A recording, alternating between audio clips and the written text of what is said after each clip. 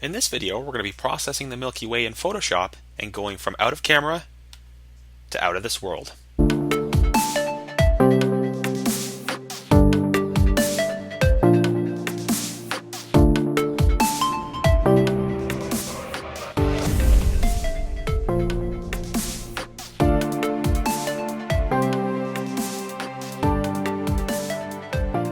Hi again, Michael Volshinovich here from VibrantShot. You can find me on Facebook at facebook.com/vibrantshot and also at vibrantshot.com.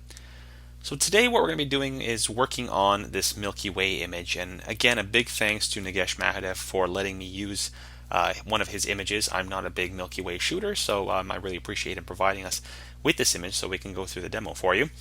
So basically we're going to be working from this out of camera image and kind of taking it all the way through here, and essentially we're going to be looking at various ways to accent the actual detail within the Milky Way and obviously bring out the contrast within it. So let's go ahead and get started. Now the first thing we need to do is essentially make a selection of our sky and a separate selection of the ground for us. Now luckily we do have a good deal of contrast going throughout here. Maybe up at the top here is probably the area where we have the least contrast, but everywhere else we have a pretty clean separation between land and sky, so it should make it pretty easy for us to make a selection around it. So we're just going to use the quick selection tool. In case you have the magic wand showing up, then you can just click again and or right click it, and then essentially you'll get the quick selection option showing up here. So that's what we're going to be using. So we're just going to kind of go along here near the horizon line and start making our selection and across. This can sometimes take a few seconds. So we see that it has captured some of this, but that's not a big deal. We can tell it to ignore that. So we're going to hold down the Option or Alt key and then just go over this area. That's going to subtract that area from our selection. Let's just zoom in there to make sure that it's looking good. And we'll need to also subtract out this little portion here. And then making our way down here, we see that we do want to add this little bit here. Obviously, we also want to add the inside, so let's go ahead and do that. And there we are. So there is our selection, not too difficult as you can see. And the next thing we're going to do is actually hit the Q key, which is going to take us into quick mask mode. And I'm just going to feather this selection a little bit. So I'm just going to go to Filter, Blur, Gaussian Blur, and we're going to feather it by 1.5 pixels. Not 15, 1.5, there we go. And that's going to keep our edge from being too sharp. We don't really want to see a lot of sort of fringing around here when we start making our adjustments. So that small bit of feathering there will help to soften that. So the next thing we're going to do is create a group here. And I'm going to add a layer mask to that group. So as soon as I do that, that's going to add a layer mask based on the selection we just made. And I'm just going to call this Sky. I'm going to create another group. We're going to call this Land. And I'm going to hold down the Option key and I'm going to drag the actual layer mask up from the sky layer to our land layer. Now obviously that's not what we want. We don't actually want them both to have the same mask. So what we're going to do is hit Command I or Control I if you're on a PC. And that is going to invert that for us. And now essentially we've got one group that's going to adjust everything in the sky and another group that's going to adjust everything in the land. So let's go ahead and start with some basic adjustments to our land here before we actually get into the sky. So the first thing I really want to do is to maybe tone down some of this this bright area over here. We do want the arch to be visible, but some of this here is really just more distracting than anything else. So I'm going to go in here, we're going to add a curves adjustment, and we're just going to drag that down to more or less in around there. Now what I want to do is I'm going to hit, again, Command or Control I. That's going to invert that mask for us. And we're just going to grab the gradient tool. So we're going to be foreground color to transparent is going to be our option. And we're just going to pick the first one here. And so just swiping up like this, that's going to just make that visible in that area there. There we go. So that just kind of tones that down for us. I think that looks a lot better. Next thing we're going to do is add a blank layer in there. And I'm going to pick an orange color, so maybe something in and around here. And we can always adjust that color a little bit later, so this is just really a starting point. And we're going to hit Option Delete or Alt Delete. That's going to fill that layer with our foreground color. And the next thing we're going to do is change our blend mode to color. And that's basically just going to make this arch really, really bright and red, which obviously we don't really want to go this far because that doesn't look terribly good. So we're going to tone this way, way down to perhaps around there. And I'm also going to hit Command U or Control U if you're on a PC, and I'm just going to adjust the saturation of this a little bit because I think it is too saturated. So we're just going to take that down a bit. Just darken it a tiny bit, and then we can play with that hue if we want to change it a little bit. But I think actually the hue is pretty good. And then actually I'm going to take the opacity down a little bit more. What we're essentially going to be doing is we're going to be adding a little bit of blue tinting to the sky, and since orange and blue are complementary colors, then we're going to get a nice separation between those. It's really just a matter of preference how you want this to look. Some people may want to apply a blue cast to the entire image, and then essentially have those two kind of blend a little bit more. Here we're going for essentially more of a light painted effect, and you would get that if you shot the sky and then you shot the foreground and you essentially took a flashlight that had a CTO gel on it and you started lighting up these areas, and then obviously the CTO would cause it to be a little bit more orange and would give you the detail within the arch and the foreground. Now if we kind of toggle this on and off, I actually think that this is still a little bit too bright, so I'm actually going to first I'm going to drag this curves adjustment up above here, and I'm going to drag it down a little bit more. There we go, that's looking a little bit better I think. And then we can also add a layer mask to that. Just again, adding layer mask. I'm going to pick my brush tool, painting with white, and I'm just going to increase my flow a little bit. And I'm just going to kind of take away some of this orange cast in this bottom portion here, because I don't necessarily see. We should have black as our color. There we go. And just kind of paint over that a little bit. Because again, we don't really want to draw too much attention to this area. Okay. So that is kind of the basics of our land adjustments. We're going to do a little dodging and burning and a little bit of sharpening on that a little bit later. But for now, let's go ahead and move on to our sky. So with this sky, the first thing we want to do is do an initial contrast fix on it. So we're going to go into our sky group. We're going to go into curves. And let's just increase our lights, decrease our darks.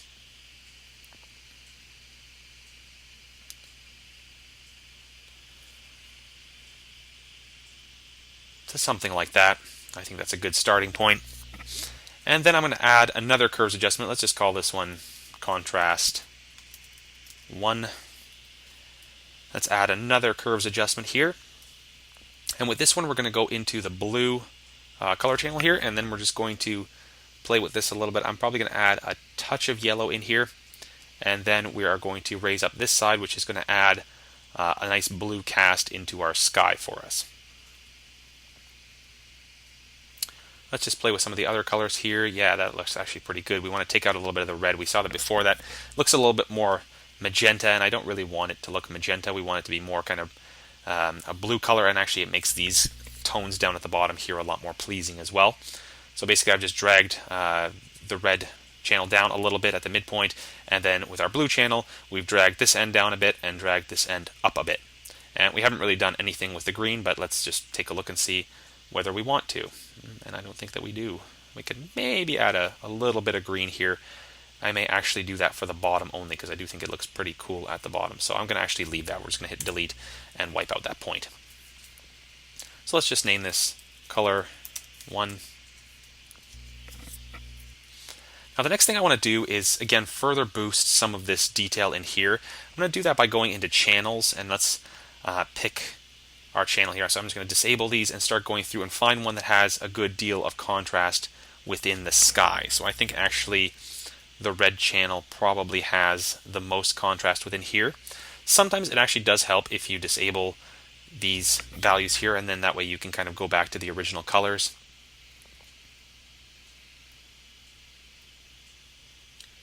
Yeah, I think we're going to go with the red channel here. So let's go ahead and make a copy of that. So we're just going to drag that channel down to here. We're going to hit Command L. That's going to bring up our levels. If you're on a PC, it's Control L. And then we're going to just increase the contrast here by dragging our level slider. And as you can see, all we really want to do is isolate this brightest of areas. There we are. Now I'm going to hold down Command and click on our duplicate channel here, or Control if you're on a PC. We're going to go back. Let's just re-enable these two. Hit the new layer icon at the bottom. And next thing I'm going to do is I'm going to take white as my color. We're going to hit Option Delete or Alt Delete, and that's just going to fill that in with the white color essentially. So let's just hit Command D. Actually, you know what? I'm not going to deselect it. I'm going to also add an additional curves adjustment to that. But before I do that, let me just hit Command H or Control H, and that will hide our selection for us, and that way allow us to kind of isolate this without seeing all those marching ants. So now with that still selected, I'm going to go into Curves, and I'm going to just brighten that even more.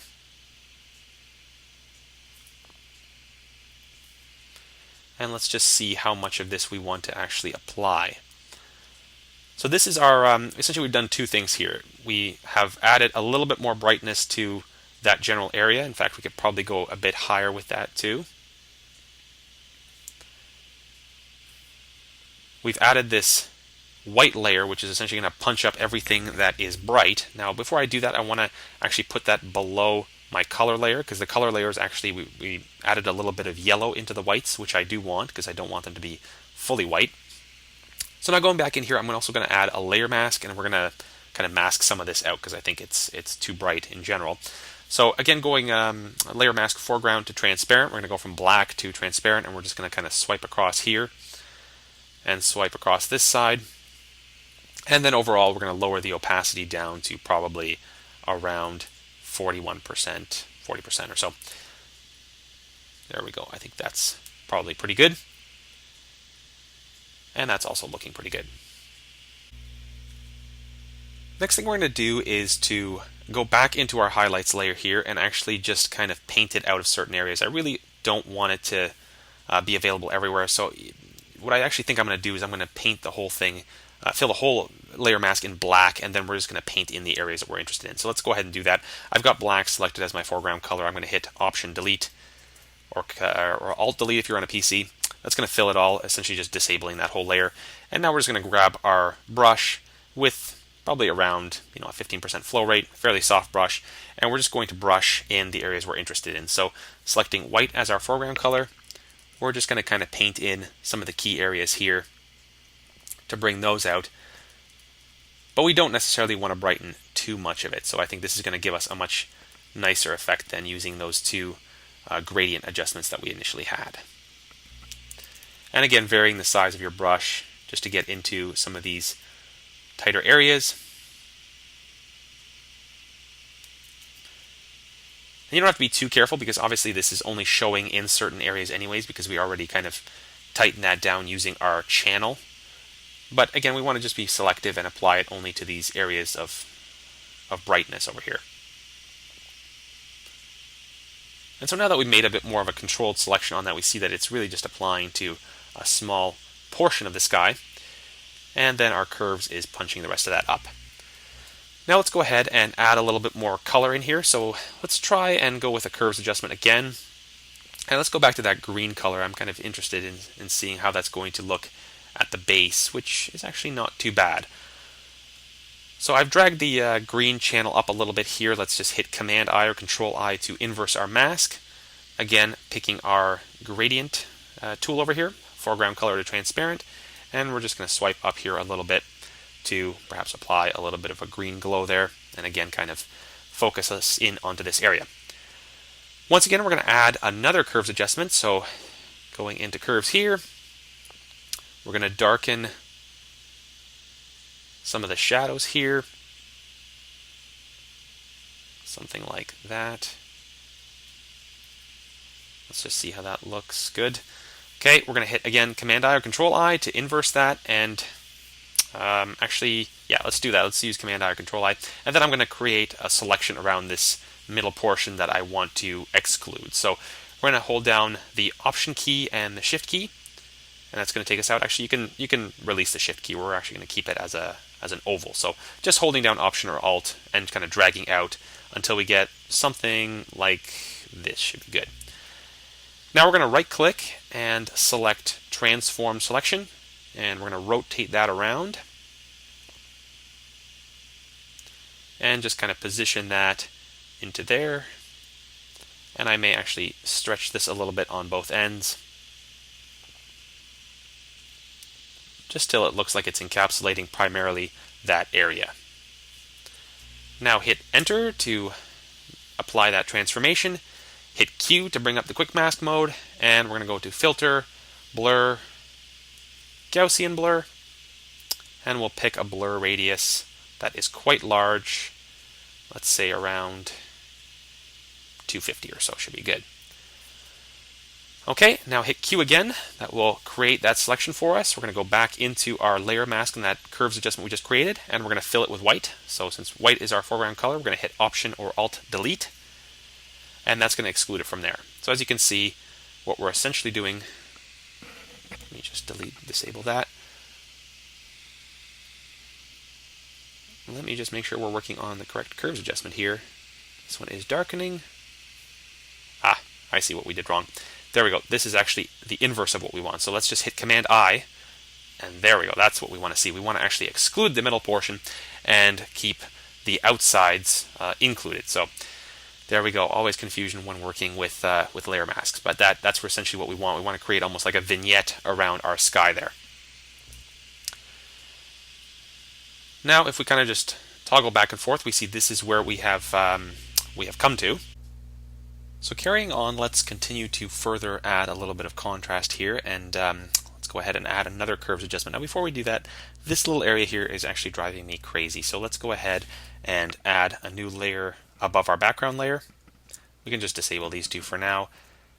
Let's zoom in and let's get rid of it. So we're going to use our clone stamp tool at 100% flow, 100% opacity, and make sure you have sample, current, and below selected. Let's just hold down Option. We're going to sample from here and just kind of swipe across there. There we are. That already looks better. Go ahead and re-enable that, and let's continue on with our sky adjustments. So before we do that, let's just rename some of these here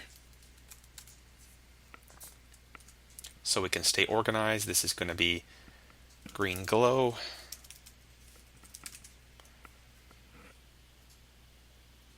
This is again highlights. And this one is, let's call it blue cast. And we'll call this one whites. Okay, there we go. So now let's carry on and add another curves adjustment, and essentially we're just kind of building up contrast as we go. We don't really want to add too much at one time because we want to just slowly inch up to it and see what looks good. So once again, adding something of an S-curve here. I might take that opacity down just a little bit.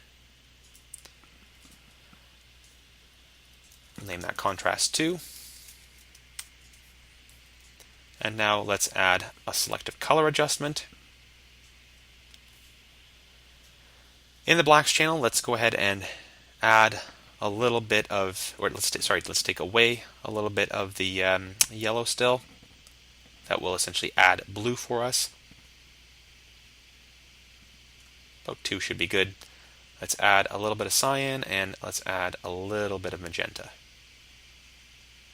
There we are, and then we'll actually add a bit of black as well. In the whites, let's go ahead and take away some of this white. I actually want to make it a little bit more yellow than that.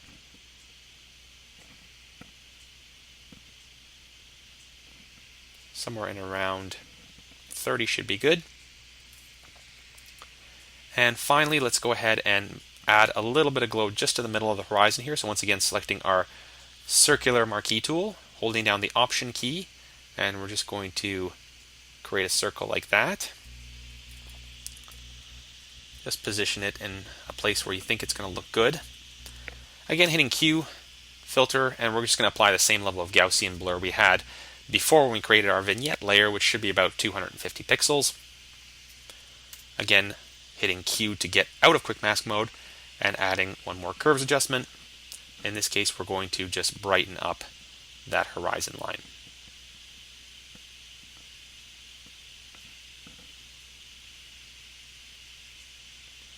Something like that ought to be good. Alright, there we go. Now let's revisit our land, and so essentially we're going to add a little bit of dodging and burning into our land. So we're going to go in here. I'm actually going to use my action for creating my dodge and burn layers.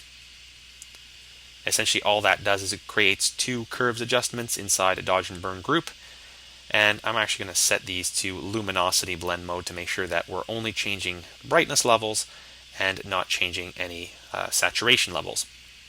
And so all these do is the burn one is a curves adjustment going down, and then the dodge layer is a curves adjustment going up. So I'm going to start off by burning a few things. We're going to pick our burn layer here. We're going to pick a soft brush, make sure that white is selected, and our flow rate should be around probably 8%. Usually when I'm dodging and burning a portrait, it's usually around 2 to 3%, but when it comes to landscapes or architectural photos, you can usually be a little bit more aggressive. So we're just going to paint in some of the areas where we think there should be a little bit more shadow, just to kind of help sculpt the walls of this.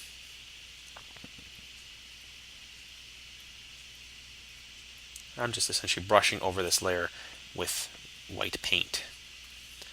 Now we can select our dodge layer and just kind of brighten up certain areas here. This is really just helping to add a little bit of extra definition to our subject.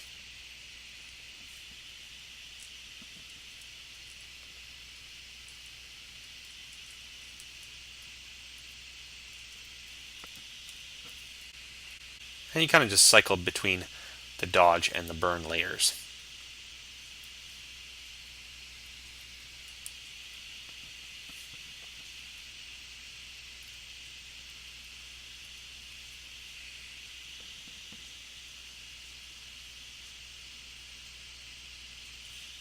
There we are. So as you can see, that just kind of helps to sculpt that a little bit, make it a little bit more interesting and a little bit less flat. Now we can actually take this layer out if we want, but what I'm actually going to do is I'm going to dodge and burn my sky a little bit too. So I'm going to just drag this, hit Command J or Control J if you're on a PC. I'm going to drag it down into my sky layer. And then within my sky layer, let's just bring it up to the top of our group. And I'm just going to rename that to Dodge and Burn Sky.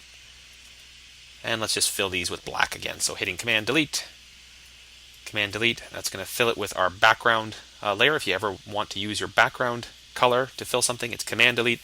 With foreground color, it's Option Delete or Alt Delete. So in my dodge layer, I'm just going to dodge in some of this a little bit more as well, and just kind of going into these areas here.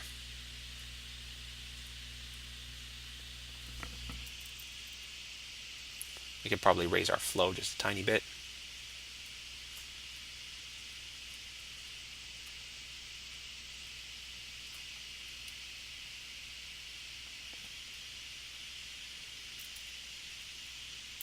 Basically, I'm just brightening up the areas that I want brighter and darkening the areas I don't want brighter.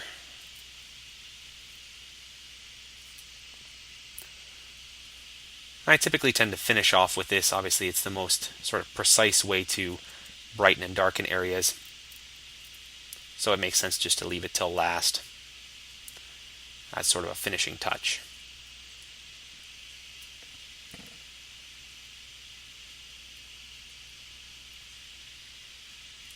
Okay, and then going into our burn layer, I'm just going to burn in some of these areas here. Again, just kind of adding further contrast.